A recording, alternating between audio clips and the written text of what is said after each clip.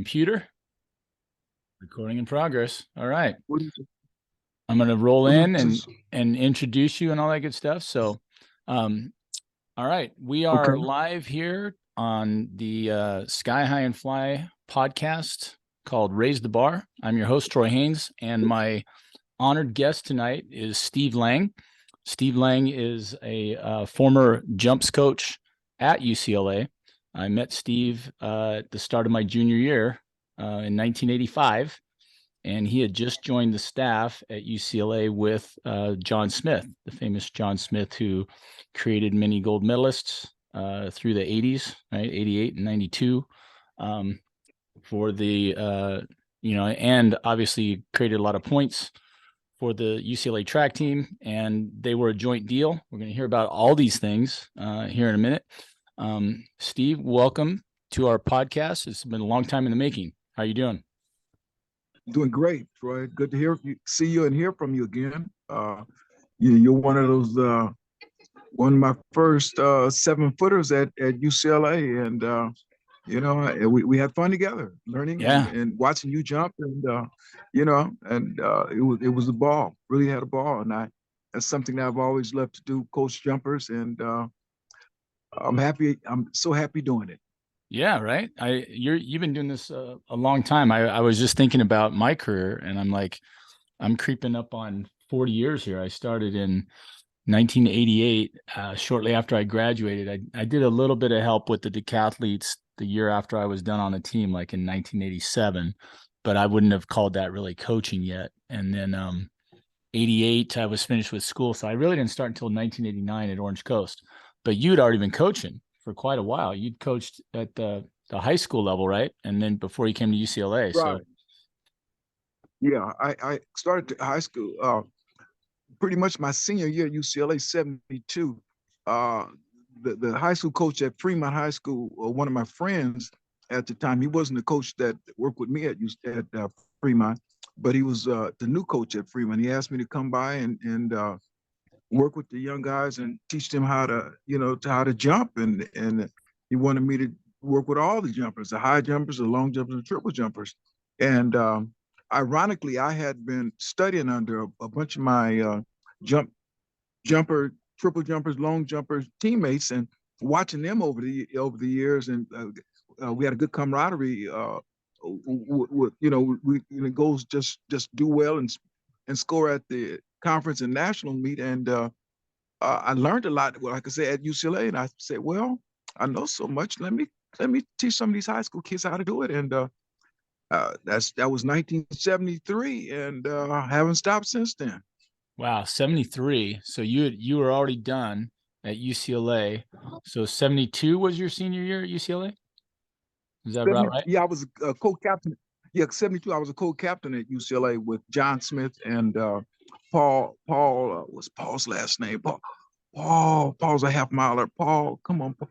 I can't think of Paul's last name, but we were tri captains, Yeah. and yeah, so we got together and we won the NC2As that year. Actually, we won. I was back and forth at UCLA, and I was still training up there. I just had to get me a 7-foot high jump in myself, and that's when I started, working with some of the guys at UCLA and at the high school, and I really learned to do some serious jumping in, and I learned that flop, and uh, uh, I was a straddler, but I learn the flop and how to teach the flop, and it's been an upward battle since. I've had, let me see, 7 high school 7-footers, and a couple of 50-foot and a 50-foot and a 51 triple jumper, a couple of 25-foot long jumpers. So I've been blessed with the right athletes and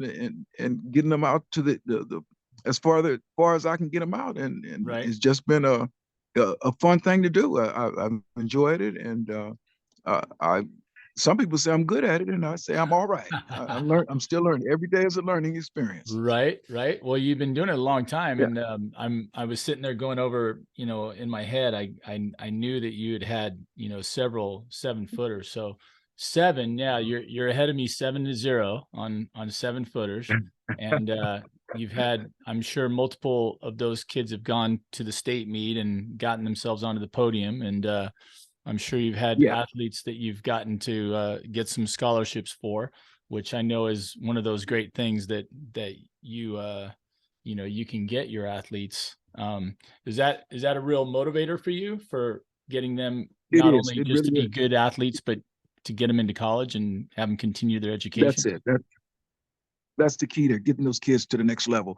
And I've had University of Arizona, USC. I've had uh, uh, Georgia, University of Georgia. I've had a number of colleges that I've got those kids in, and I've been blessed just to show them the way and get them to that next level. And that's been the goal: get the kids to college and so they can do their best. Right. Some of them finished in the community college level, and they were happy with that. But it's been a joy getting those kids to the next level and teaching them how to be better athletes and better people. Yeah. Yeah. When you now, I want to back up because you kind of flew through your high school history. Now, did you do any other sports besides track and field, Coach? I played a little basketball, but I didn't do that. I did that when I went to uh, community college. I went to East Los Angeles Community College, and my first year I played a little basketball there. But I uh, I won the state. I was the state champ in '69 in the community college, and but intramural basketball and that type of thing, basketball because I Yeah. could jump pretty well, and that that Right. that opened the door for me. You know, Okay. but yeah, but I knew I wasn't on the level to play at UCLA, so I wouldn't even think about it. But in the mirror time, I had fun though. Yeah, that was a tough time to get on the basketball team at UCLA. There wasn't a whole lot of room on Yes, it the was. floor. Yes, it was. That must have been quite Those a guys. quite a time at UCLA to Yeah, watch all those championship teams year after year, right? Kind of crazy right, history. right, right. Now you said you won the state meet at the JC level then, and you mentioned the fact that you started out as a straddler. So when were you a straddler all the way through high school, and then did you flip over to Yeah. the flop then, or how did that whole thing go?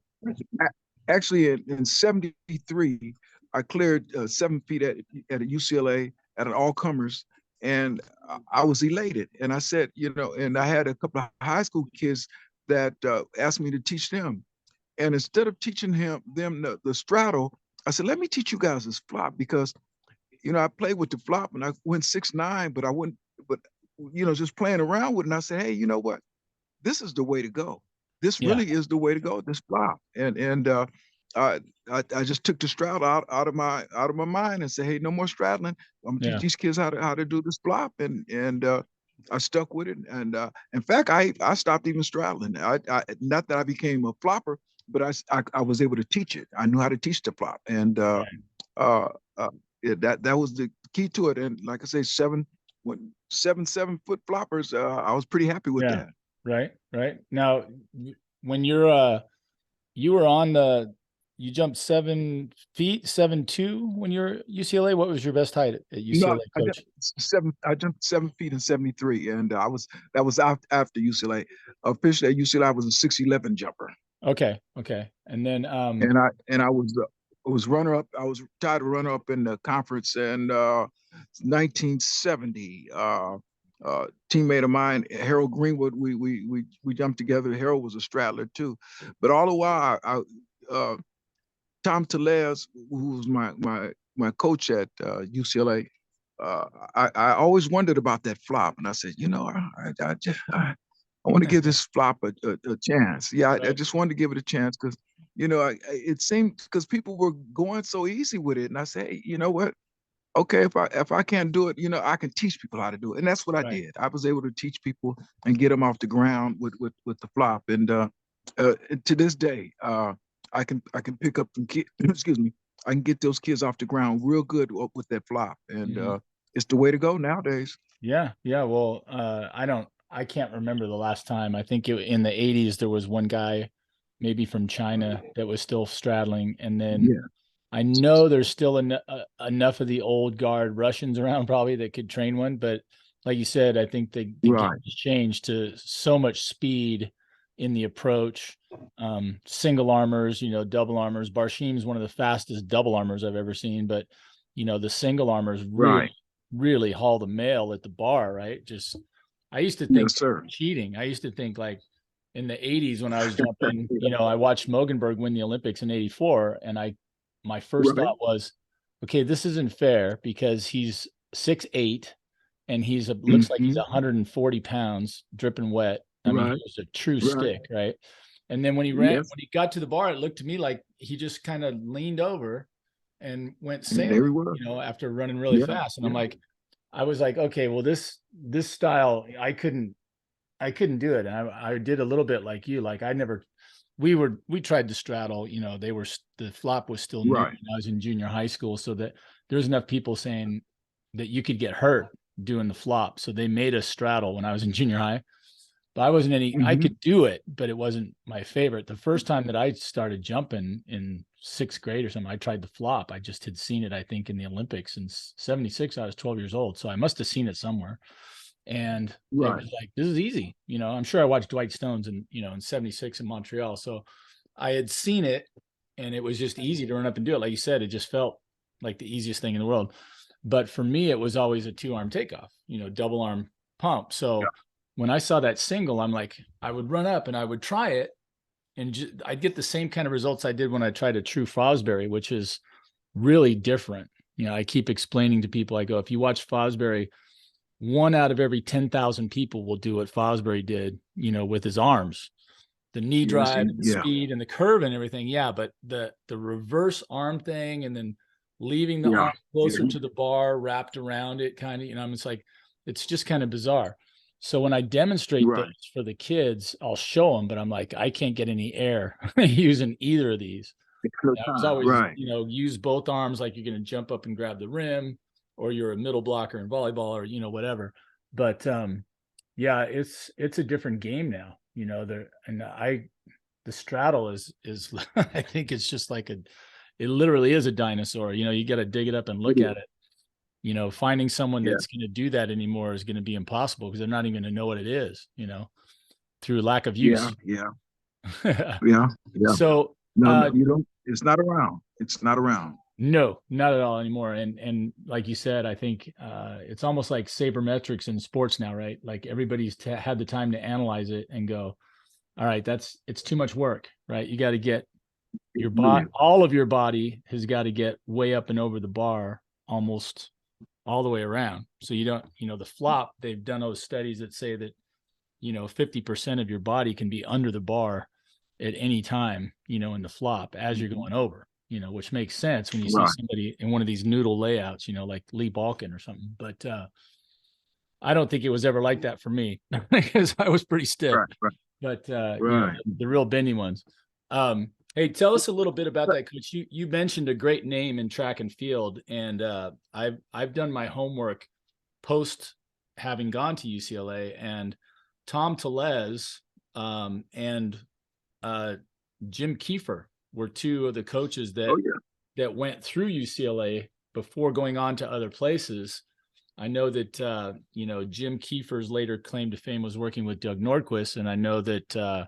we all know Tellez, brought along Carl So many. Lewis and so many other Right. great athletes. So, what was it like being coached by the legendary Mr. Tellez? It was really a joy. Uh, in fact, he influenced me to. Although I was doing the straddle with him, but watching him work and knowing what he knew about the flop, it lit a candle in my head, and it made me kind of realize that, you know what, the new way to go is this old straddle Russian type thing. Valerie Brumel and John Thomas, Otis Burrell, those straddlers. I looked at them, but it was just something different. When I saw that flop, I knew it was the way to go. Yeah, It yeah, and I played around with it, but I wasn't really serious. I said, you know what? I've made my name doing the straddle, and therefore I'm gonna stick to the straddle. But when it comes to teaching, I'm going to teach my kids every kid I've coached.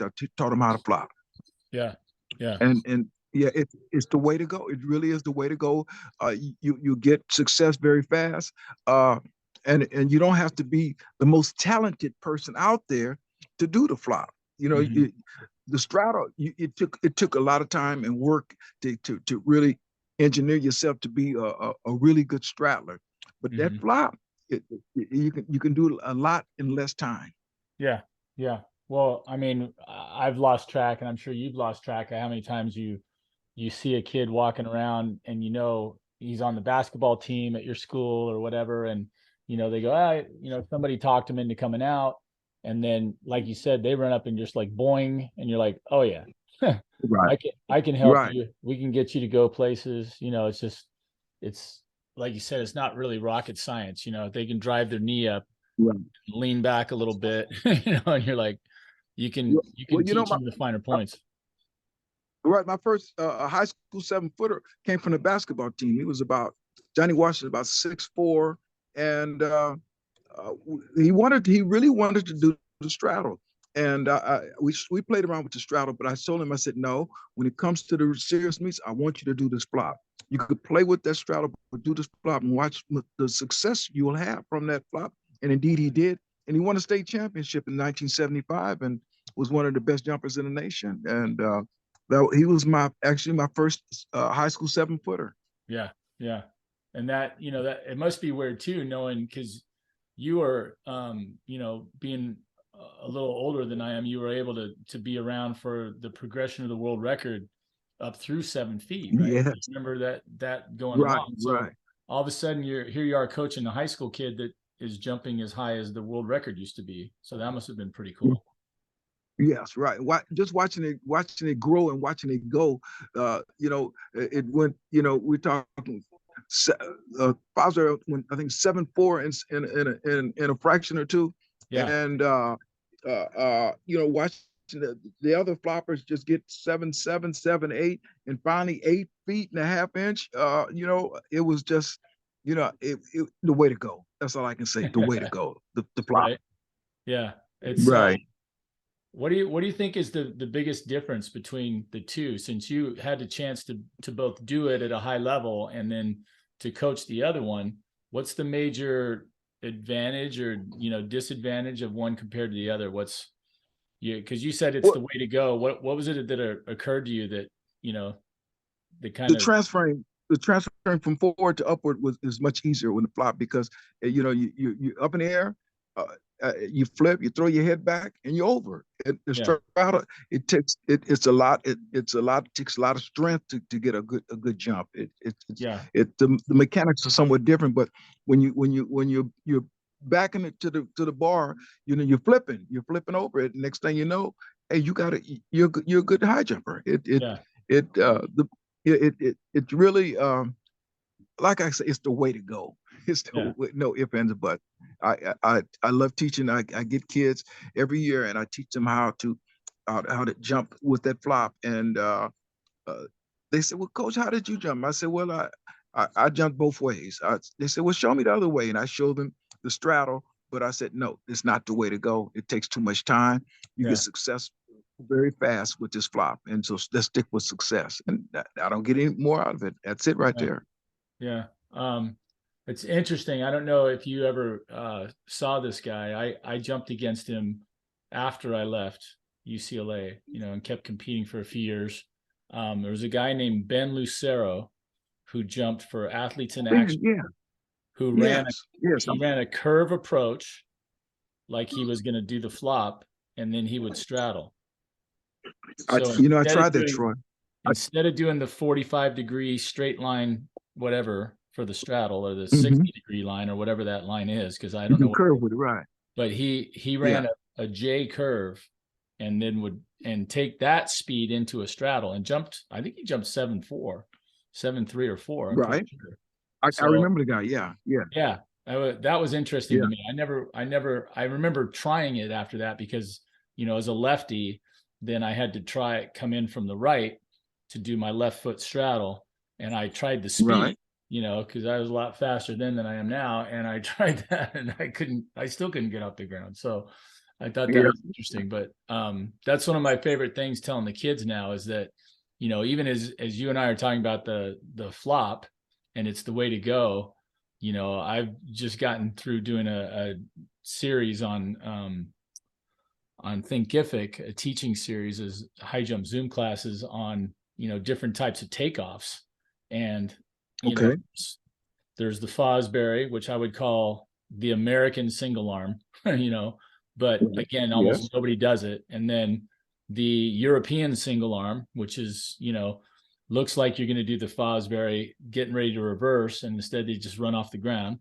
And then, the classic gather and jump, that was definitely me.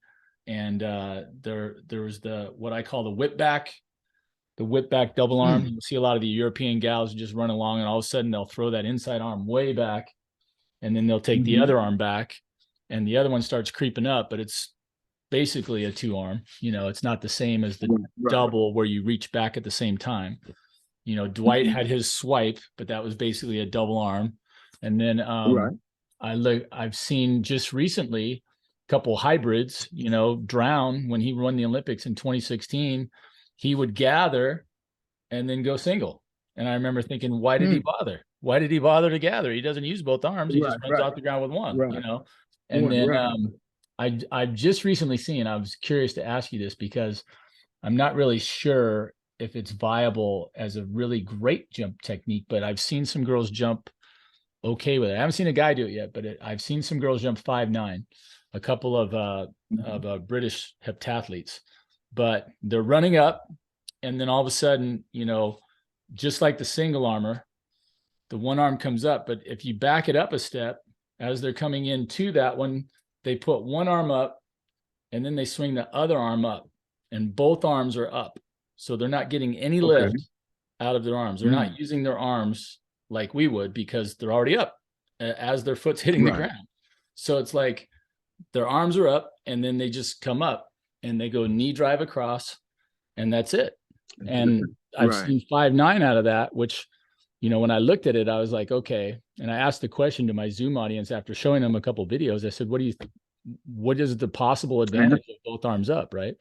And this one guy answered correctly. I thought that it's raising your center of mass quite a bit or takeoff, right? Just the same way a single armor does, right? Which is the only reason I can see for the single armor to me is like the combination of speed plus a really high center of mass. And then if you can get your knee up and all that, you're probably in about as good a shape as a double armor, but it's kind of interesting because, you get into those arguments of like, what's the best style, so right away, I can think of two guys that have jumped really high that are double armors between Sotomayor and Barshim. And I believe Barshim has made 7'11" and a half more than anybody else. And then, then you turn right around with Bondarenko and, Stefan Holm and, a lot of great single armors that have jumped 7'11" also. I think Joburg jumped 7'11" and Tranhart, there's a lot of single armors have gotten that high. So it's interesting. It's interesting for sure. Very. What was the other thing I was going to ask you? We mentioned John Smith really quick, and my brain is just like, I have not seen John Smith in 40 years, it seems like, because I did the same thing. I hadn't seen Kevin Young because in '86 was my senior year, and I graduated off the team. I was still there on campus, and I kind of wandered around in a fog for that next year because I really was lost. Like I didn't know what to do because my whole career at that point, I hadn't made any kind of a transition to realizing that I had to have a life and then I had to pay bills and I had to do all these other things. I was like, I wanted to be a great high jumper. I wanted to go to the Olympics, and, things were kind of going along. And then it was like, you're out of years. You got to go away now. I was like, wait, where am I going to go? You got to get a job. I didn't know what to do. And so that year I was lost. And then in '88, I'm like, hey, it's an Olympic trial year. I'm going to take the year off and drop out of school and really train. So, that was kind of crazy, going through that whole transition. But right through there, I was off campus. And, of course, '87 was the last year you guys won a title, with all those great sprinters and all that. So I missed story of my life. I tell this to anybody that asks me. I go, the greatest single thing I can think of in my life is like bad timing. Like I have the worst timing. If I had been there Well, 1 year later in 1987, I would have been part of an NC2A championship team. your And championship I team, was a right? walk-on, and nobody at that time could have cared less if I walked onto that team because they had Del Davis jumping 7.7, and they had Lee Balkin jumping Mm-hmm. 7.4, and there was like a bunch of other guys, and then there was me. I was like Right, seventh or eighth on the depth chart, and even though I jumped 6'10" in high school, I was like, yeah, we'll let you walk on, you know. And I laugh about right, that now. I was like right. telling these kids they can get scholarships to places jumping 6'4", and you know some Mm-hmm. places will give them off to Cal State Bakersfield with you. You know, we'll give you money. And I'm like going, I didn't know anything about that when I was in high school. You know, I was like 6'10". They go, yeah, we'll let you walk on. And, you know, if you can jump over 7'2", maybe we'll give you some money. So, Right, right. but anyway, that whole thing, you know, it comes down to I walked off the campus and have not seen a lot of my former teammates in the ages. Mm, And I did a podcast with Kevin Young. I forget who got me in okay. touch. It might have been Willie Banks. And Mm-hmm. somebody had Kevin's number, and we we talked for like 2.5 hours. He called me from Okay. Switzerland, and literally we just Ooh, said, I was telling everybody, I go, I remember when Spider-Man was, you know, six that's him. four and 170 pounds maybe, and you know he Right, would come right. up and do front dives over the bar at like 2 meters, like it's 6'6", 6'7". Him and Dwayne Mm-hmm. Washington could do stuff like that, right? And I Yes, remember yes. just going, these guys are just insanely athletic. I was like, I can't do a Well, front 2-footed dive over 6'6" or 6'7", you know? And well, so both of those we guys played catch were up. triple jumpers from. Both of those guys were triple jumpers for me at UCLA. Yeah, Kevin yeah. Young and Dwayne Washington. Did Yeah, Kevin do a little yeah, tripling? Oh, that's amazing. Yeah. So I know yeah. he's He's as a a great freshman, he sure hurdler. did. Yeah, he went close to 50 feet as a freshman. Yes, he did. Really? At the Jordan High School, yeah, Jordan High School, he was a hurdler.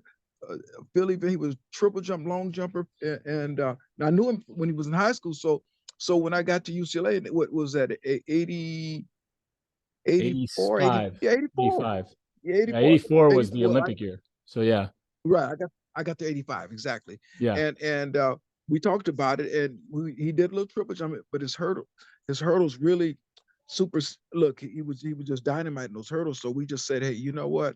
Let's just focus on these hurdles because the triple jump will be you'll be jumping right at the time of those hurdles. So it would be Yeah. it's a conflict right there. And he, Yeah. you know, he understood, but we had fun with triple jumping. He was pretty good now. Yeah. Yeah.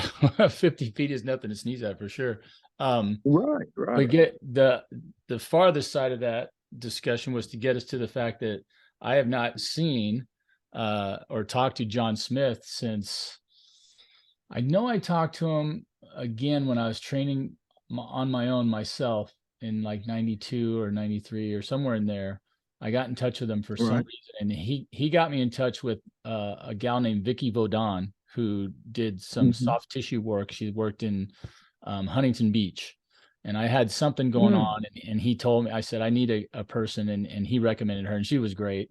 And the Mm-hmm. last thing I remember John teaching me was the value and importance of ice baths. And this was Mm. 1991 or something for me. And, you know, I was always a victim of overtraining. So when he taught me Mm. about ice baths, you know, speeding up recovery was just a wonderful thing. And so, but Right. anyway, how the heck is John Smith? I haven't seen him for a long time. Do you guys still stay in touch? Yeah, we do. We do. In fact, where I'm presently coaching at Darcy High School, we work out over at Rancho track, La Cienega, Jackie Robinson Stadium, where it is it's off of La Brea and Exposition. Mm-hmm. And we train. It's a little bit east of right off of La Brea. And John works with some guys in the morning there, and he also works at West Los Angeles College.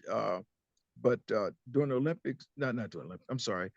Last year, the college, West LA, kind of closed down. They were remodeling or doing some things there. So he came over and worked over at Jackie Robinson, and he would work in the mornings, and I would work a little bit after that. So, but we've always been close. We've always communicated. We've always, we go back. Well, like I said, we started out in the track thing together. It was his sophomore year, my junior year, and we had a bond, and we just knew that we wanted to go to the next level, and we were hard workers. We ran cross country. We did a lot of things together. And to this day we call each other brothers.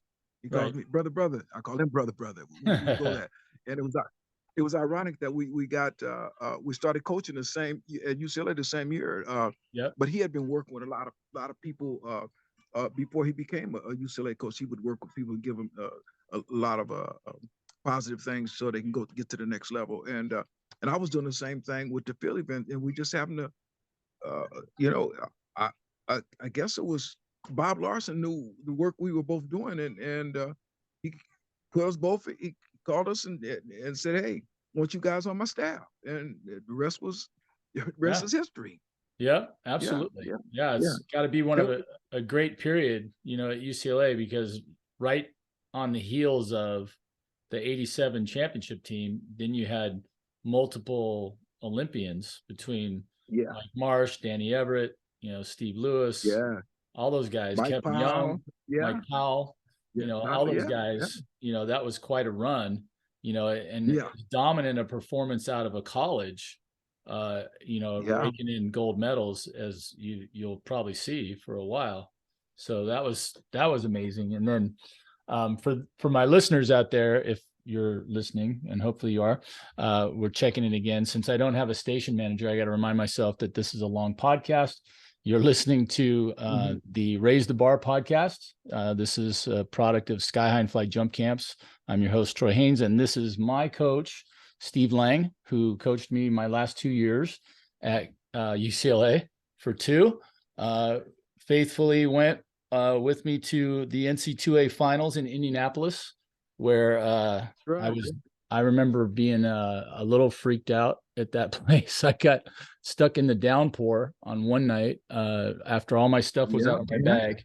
All the people ran for the hills, and I'm just a white kid from LA, where it very rarely rains. And so I remember I'm sitting Okay. there and I see everybody run. I'm just like, literally What's going everybody on? heads for What's the going hills, and I'm on? sitting Yeah. there going, where's everybody going? And then it's like just torrentially soaked everything that I had because it was out of my bag. And that was Right. Right. a good start. And then we had to remeasure. They moved the pits, they squeegeed everything off. It was like it shifted everything by like 2 hours. And I remember, Steve, for those of you out there listening, he's amazingly calm and amazingly composed, and was just like, hey, just it's no big deal, we'll restart. And I'm inside, I'm like, but That's right. but I No, was no, ready no. to Let go it two go. hours ago. I Let was it go. like, well, that's over. Let's Let's readjust. start again. Let's start again. That's right. Absolutely. So Yeah. I'm curious, Steve, this string of success that you've had with these kids. Now, this is you started at Fremont, and then are Right. did you stay within the confines of Fremont, or I'm pretty sure these kids start to know who you are. So were they coming from all over the city, from They LA? were. They were. Yeah. Yeah, they were coming from all around. The kids, the words got around, and uh, I had kids that were 5, 10. Other city schools, Washington High School, Dorsey High School, a bunch of others. Look, a lot of schools that the kids were coming to work out with me, and I'm not the kind of person that says no, no, no. You got to go to my school for me to coach you. I Right. work with kids, and that's just me. So they were coming, and I was showing them how to do it, and most of them they improved, and a lot of them became very successful athletes. Right. I mean, from the high jump, long jump, and triple jump. Right. Right. Right. Did what would you say as you're going through? What's the thing that gives you the most success? Like, as far as, is it, technique drills? Is it, training? Is it, what are the things that you do that are, causing these kids to have so much success as far as, what you're training them to do, like drills? Is it a certain plyometrics? I know there's lots of pieces to what we do, so I'm curious to hear, because Right. No, I haven't seen you in action for a long time, so I want to. I'm doing that peek right. behind the curtain thing we're talking about. Right, for the high jumpers, it's I do a little bounding, not much bounding. That's more for the triple jumpers and long jumpers that I get them, teach them how to bound and how to ride and become spend flight time in the air. But the Right. high jumpers, I put them on the track too. I make them runners. I make them sprinters and that type of thing there, so they can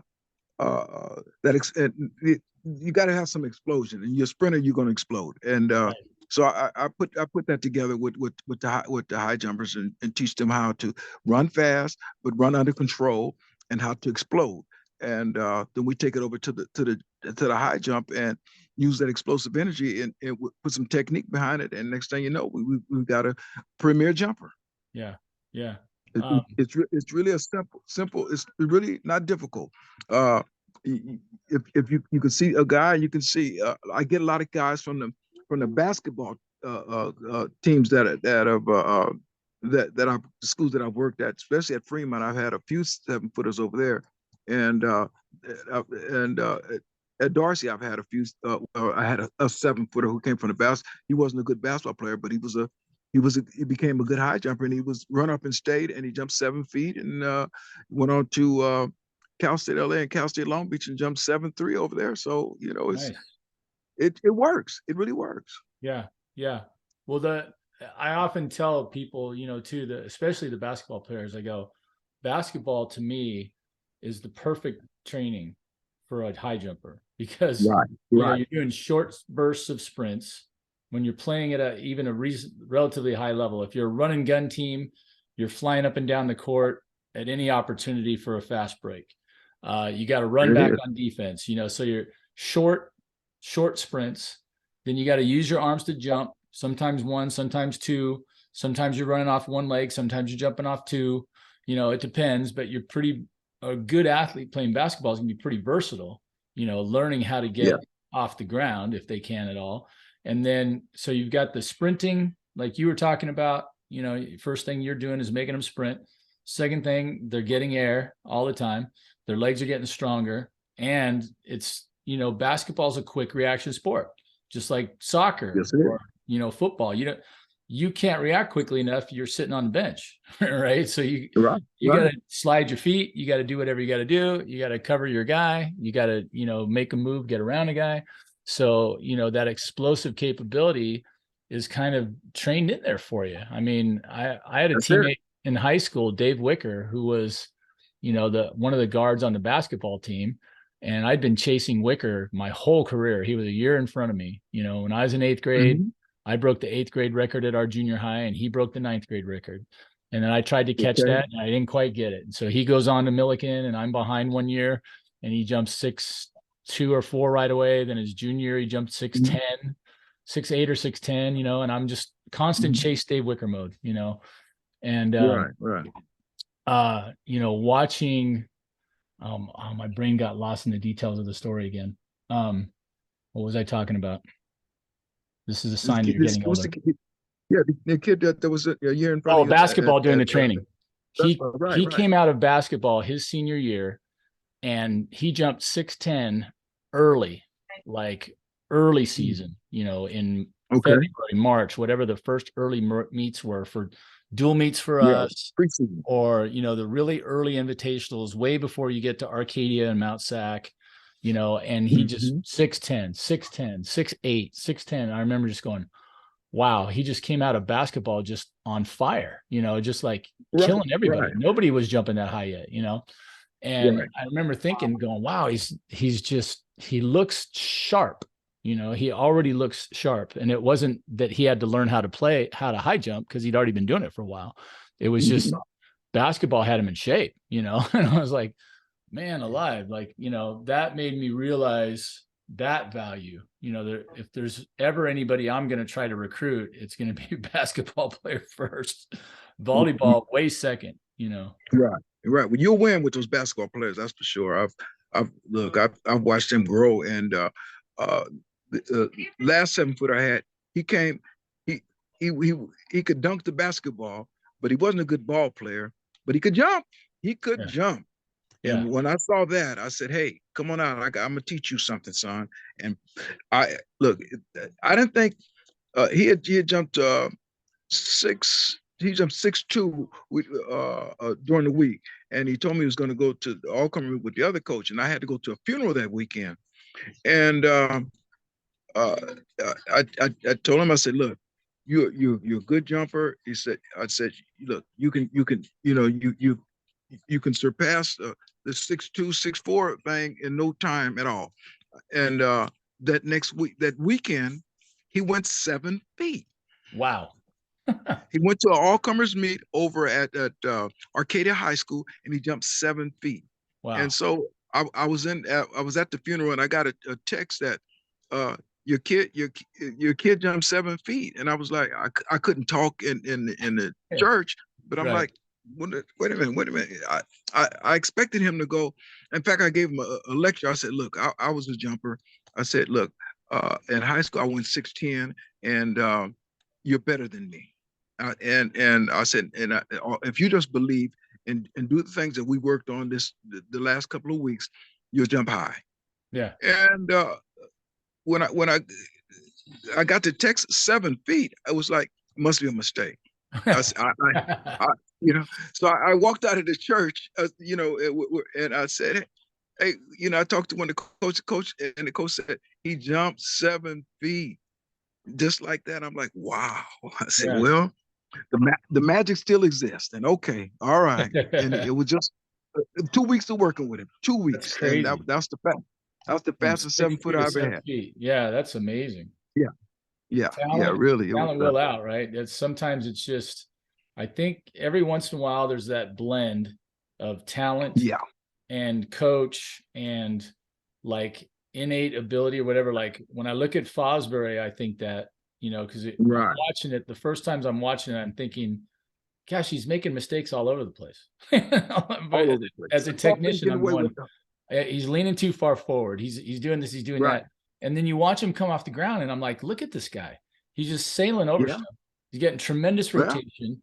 He's doing all this stuff. And I'm like, well, I'm starting to analyze it. I'm like, okay, what were the strengths? I'm like, well, his body type was huge. He's just yeah, 6'4", what, 100, looked like 150, maybe 160, you're right. This long, skinny guy. Yeah. so many of those guys that Mhm. I jumped against were like that. That's why I Mhm. I do a lot of preaching on body type, and because I at 6'3", 180, to most of you out there, you would think that's a pretty tall, skinny guy. In Right. high school, I played free safety on the football team, and I wasn't real big. And then Right. Right. one year at UCLA, I was at 6'3", 195 now. Like I grew into man body and I put on 15 pounds.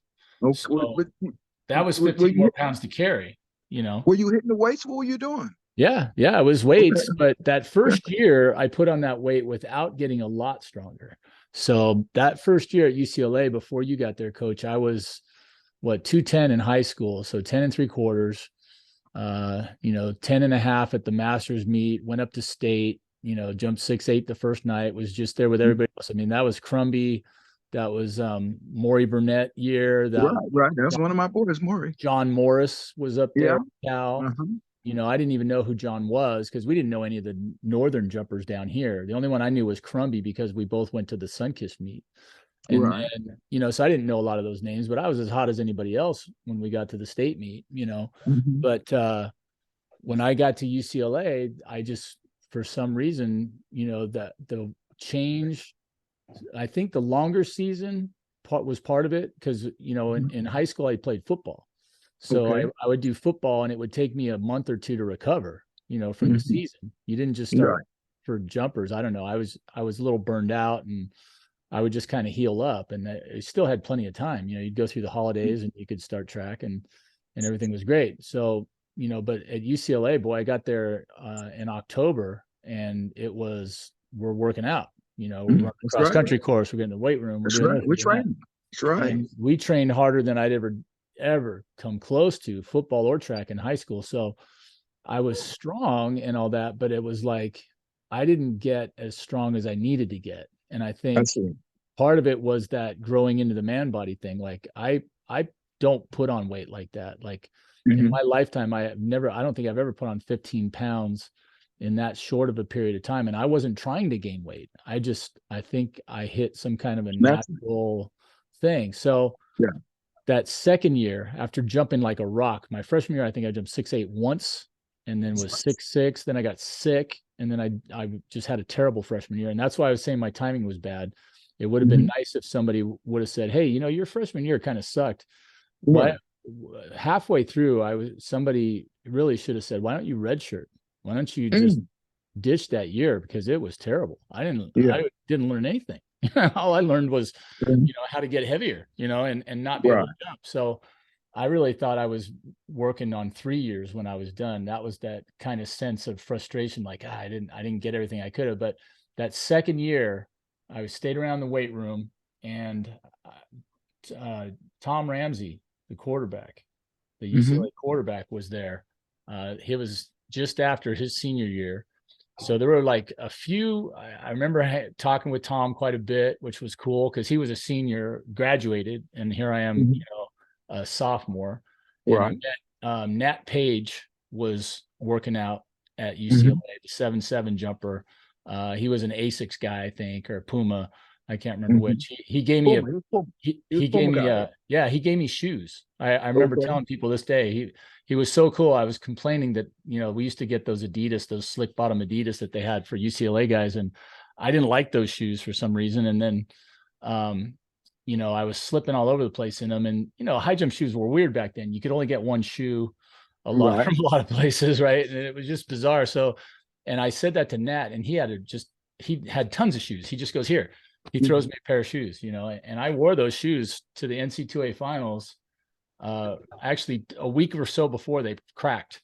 It was Mm. the weirdest thing. Right before, I'd been jumping in those shoes for almost 3 years, and they broke, and I had to get a crappy pair of Adidas, and Right. jump in the rain at Indianapolis. So I was like, well, God, talk about timing. So anyway, the whole thing was the man body, the whole, the right weight, strength to weight. So when I lifted really heavy that year, I got my full squats up to 400. That was the first time I jumped over both 7 feet and 7'2". So Mhm. for me, the transformation might not have been so much technique as it was power, and Right. additionally, surprisingly, that I didn't know at the time, was speed.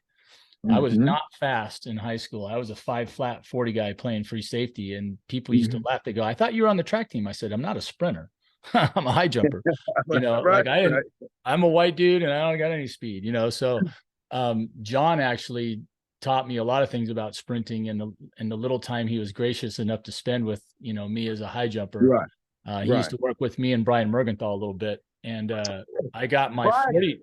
Yeah, you remember Brian. Yes, I worked with him before. Yes, Yeah, Brian was with it. Yes, yes, yes. When I got to UCLA, he was still there. Yeah, yes, Brian. yeah, I remember when he was jumping on the C's and B's and yep, those days. Yes, yes, yep. yeah. And he ended Good up guy. jumping Good guy. 6'11", and then that Yes. our senior year we swept Cal. Remember that And in what, the rain? was Victor Victor was Naring. Naring was out there too, correct? Yeah, he didn't jump my senior year. He took the year off. So Right, when I graduated, Brian graduated, and Powell, we all were seniors that year. right. So in '86, Okay. we all graduated. Then Vic came back and was your number one, I think, the next Yes, he year. did. Yes, he was. That's And he right. jumped 7 feet finally, I think, too. That's right. He sure did. He Yeah, sure did. yeah. I That's remember right. him and Lee Balkin were two of the most noodly jumpers I ever jumped against. Like Yeah. their head could touch their butt. They were like Yeah, that they were flexible. loose. Yeah. Oh, Yeah. I was like, that's just not fair. Yeah. But so yeah, the body type thing's interesting because one of the guys that I follow on Instagram is Jumpman Westner. I don't know if you've ever heard of this guy, but he jumped 7'5 1/4. He's all Mm. over Instagram. He's got tons of followers because this guy can like jam from a foot past the free throw line. And Wow. he's 6'3" and he's Mhm. 205. Like Wow. when you look at him, he doesn't look chunky. He doesn't look like a decathlete, but he's not a small dude. And Mhm. we were talking about that, and I was telling him the same story. And he said, I don't feel good at 190 or 195. He goes, well, I feel really good when I'm at 205 or 210 even. Ooh. So I mean, this guy is just all pop. He jumped 5 1/4. He went to the trials in 2021. He made the final. And then, I think he only jumped 7.2 in the final. But he's, training. Obviously, it's a short turnaround because of this year, the 2021 back to 2024. It's really only a 3-year cycle. So we're already kind of nudging back up there. And he is a kick to watch. I tell you, I got to get you on Instagram so you can watch his stuff. He's Yeah. What is silly. his name? Silly What's his hops. name? Jordan Wessner, Wesner. So he Okay. calls himself the jump man. And Mm-hmm. all you gotta do is watch one dunk and you're like, yep. He's That got totally makes hops. sense. Okay. He's Yeah. got stupid hops, just like Yeah. off the charts. So the other thing I've been finding interesting, I like to bounce it off you too, is there's just seems like there's been almost a renaissance in styles. Like, Mm-hmm. have you seen Javon Harrison with a very unique layout Yeah. style, which reminded, Yes. I think I told you the story, but it took me a while for it to filter through my brain because I'm like, I've seen something like that before. And Mm-hmm. it's Maury Burnett. Maury Yeah. Burnett would That's drive that knee okay. up and then he'd bring the trail knee up and then he would really hit that layout, right? Yeah. Double hip pop, That's and right. when I saw Javon do that, I was like, wait, there's something That's about more. this I couldn't quite get. And then it clicked. So he's tremendous, right? He's a 7, 8 3/4 now. I think he jumped higher than anybody's ever jumped to come Mm-hmm. in 9th or 7th at the Yeah. finals in the Olympics. And then he also jumped over 25 or No, he's 26 on in the long, right? 27. Try 27. 27. Wow. He's 27. Yes. he's got to be one of the, if not the young stars, if not What? the it What? coming up. Well, he was the NC2A champ in the long jump and the high jump. Yes. Yes. I think that was his senior year or his junior year, whatever. Right. He was very impressive. Yeah, he was a Yeah. tough guy. Yeah. Yeah. One of the Yeah. new stars for the US for sure. And then this other kid that I watched in the same breath, he won the indoors last year from Oklahoma. You remember that kid? He Okay. jumped 7, 7 1/4. And when he Yeah. jumps, he drives that front knee up, coming from the same direction as Javon. Then he punches the hip and then punches it again. It looks like he's almost hitch kicking through the air in the high jump, but he looks like a long jumper doing one leg and then the other. So he goes one Yeah. hip and then the second hip, which I've Yeah. never seen before, Yeah. and jumped 7, 7 1/4 and had some serious air on it. It wasn't like, he scraped it. So I was just like, wow, he's all that. And Right. and then have you seen the kid from SC Seals? No, I haven't seen him. He jumped 7.6 last year at Mount Sac. Okay. I don't know what year he was at USC. They actually opened up the high jump coach position there this summer. I applied for it and they didn't even, I think they responded, but I didn't go in and say, hey, I'm Troy Haynes or whatever. It's like, I just sent in my resume and he jumped 7.6 and he's fast and light. He's got some coming. I coached over at USC with when Jim Bush went over there. I was a jump coach over there. And, Did you? Yeah, that had to be the. Did you get to work with Jesse Williams? No, Jesse was right. Was easy right before, right after I got there. I didn't get a chance to work with him, but I saw him. And that's another guy. He was so talented. I went. Yes, he was. I hadn't been back to a UCLA dual meet since I'd left. And then I got one of the invite for the 30 or 20-year reunion. I forget which one. Right. Mike Powell showed up and a bunch of guys that I hadn't seen in forever. And then it was the UCLA USC dual meet. And he was on the team at that time. I wasn't keeping up. I had gone to high school world and, the smaller end of stuff. And I really wasn't keeping up. Half my year was football and the other half was track. So I was like, I didn't know who anybody was. And I hear this Jesse Williams, he jumped 6'10" and he won. There was nobody left and he passed to 7.5. And I remember going, I have never seen anybody pass more than one height, first of all. Right. So I'm thinking, I'm going, he passed from 6'10" to, I'm like, who is this guy? And then he almost made it on his first jump. I mean, it was a really good jump. And I remember thinking, I still don't even know what I thought. I was just like, I've never seen anybody pass that many inches and then take a good jump. Like usually when somebody does that to themselves, they set themselves up for failure. Failure, exactly. So Oh my gosh. So yeah, there's a lot of talent. I keep wondering who's going to be the guy that jumps and breaks Austin's, 7:10 and a half. Right, right, right. Who Well, who would you have your money on if you were thinking it was going to be somebody?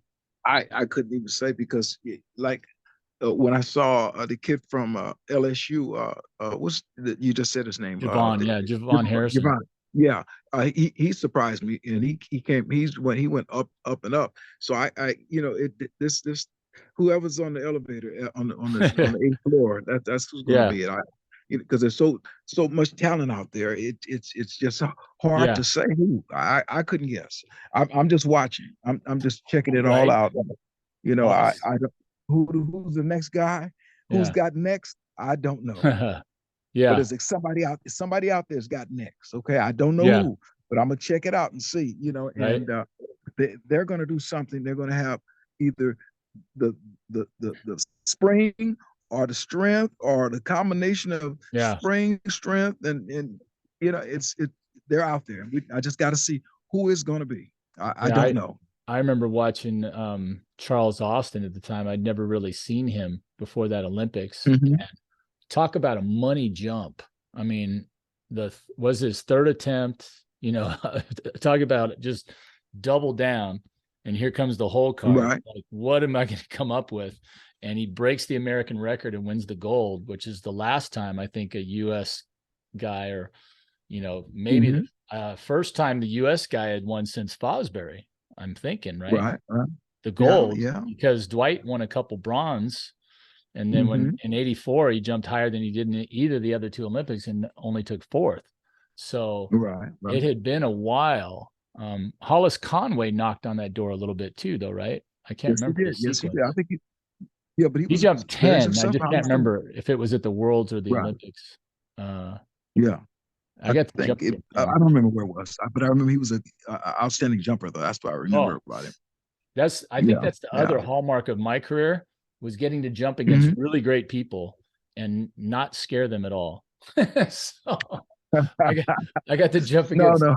I got to jump against Dwight Stones, quite a few times there at the end, because he would need fillers, for his meets when he was Hmm. doing his Olympic qualifying Right. run. And then I got to Hmm. jump against Sotomayor two times, I think, which was weird. But he Hmm. came to UCLA. I know for sure because I still have the press clipping from the one. He came to UCLA shortly after he broke the world record when he jumped, Okay. 255.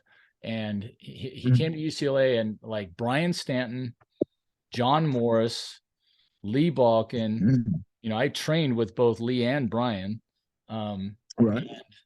uh, Hollis Conway. So that it finished up. Sotomayor jumped 8.5, I think. And Steve, Hmm. he opened at 7.2, went 220, 225, 230, 235, right? Boom, boom, boom, boom. Wow. And no Wow. misses, and 4 inches on everything, like just ridiculously Hmm. easy, right? And the competition was over when Right. he opened at 7.2. Everybody was like Hmm. done. So, and Done. I Right. remember Right. It's over. I think I jumped 7 feet and came in sixth. That's why I have the press clipping. So I came in Hmm. sixth, and then it was Balkin and Morris and Stanton, and they just went up the line, and then he's at the top, Right. 7, 8.5. So I had Hmm. I tell this story too for the humbling aspect, after wanting to hear my name and see myself on the Olympic podium and all that. The introductions were always my favorite when I got to go to those meets, because if it was, here he is, everybody. You've been waiting. Sotomayor, he's here from Cuba. He's this, he's that. He just broke the world record. And then Ooh, they go, here's right. Brian Stanton, and then here's Hollis Conway, and here's John Morris, and here's Lee Balkin, former UCLA great, everything. And then they get to the very end, they go, and Troy Haynes. It's just like, thank you, thank you. I'll be here all day. It's been great. Okay. I'm back in my But old stomping you were grounds. with those Sign autographs later. Oh, you were with the great ones, so it's okay. It's okay. yeah, Yeah. it's humbling. It's humbling. Well, hey, Yeah. Coach, we got to do this again soon. But I'm Pleasure. getting that look from the wife, so we're gonna, we're gonna wrap it up. Um, Okay, buddy. hey, I love you, man. Thanks for sharing your Love time you back. Come and on. your all your expertise. And well, I'll send you a text because I want to get out to you and Okay. watch you in action. I haven't seen you do what you do for a long time, and Okay. I know I'm there's things I there. can learn. All right. I got some kids that's going to be all right this year. Okay. I know you do. You always do, Coach. It's your trademark. Hey, thanks for having me on. I appreciate you, Troy. Hey, you too, man. I am so blessed to have you on, Steve. It's been a long time in the making. I'm glad we finally got it done. Thank you, man. That's all I can say is thank you, man. All right. You've always Hey, been a great guy, and you still are. Okay. hey, Talk we'll to you talk soon. Okay. soon. Say hi to John Smith for me, and we'll I talk about will. that. I'll see if I can get him on here. It'd be great. Yes. Okay. I'll put a word in for you. Okay. All right. Thanks, Okay, Steve. Troy. All Talk right. to you later. Bye Yep. bye. Bye. All right. And ladies and gentlemen, that was Steve Lang. He's my former coach at UCLA. Great coach. And he is now getting rolling on another great season with a great high school jumper. So we are wrapping it up. And that is it for this episode of Sky High and Fly Jump Camps podcast. Okay. Wrap it up.